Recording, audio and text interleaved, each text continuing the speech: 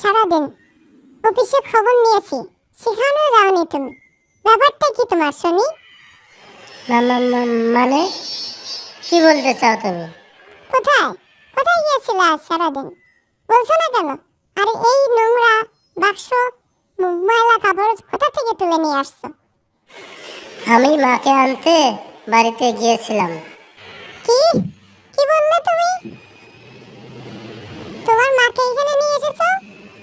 তোমার লজ্জা নেই? তোমার ভাইয়ের কাছে থাকতে অনেক সমস্যা হচ্ছিল। ওনাকে আমার ভাইয়ের কাছে রাখা যায় না। কেন? এখানে কি কুবেরের ভান্ডার আছে নাকি?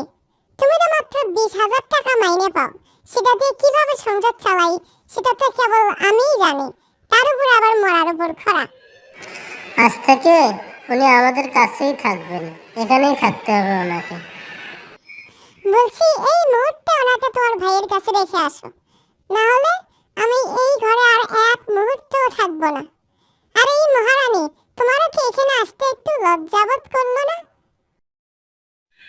দেখি মা, তুমি তুমি এখানে? হ্যাঁ রে মা, তোর বড় ভাই আর তোর ভাবি আমাকে বাড়ি থেকে বের করে দিয়েছে। তারপর কোথায় যাব কি করব ভেবে পাচ্ছিলাম না। তখন জামাইকে ফোন করলাম, আর জামাই আমাকে এখানে নিয়ে আসলো। আর তুমিও না, তুমিও খুব নাটকবাজ। আমাকে আগে বললেই পারতে যে আমার মাকে নিয়ে আসতে যাচ্ছ। আমি কিছু বলতাম?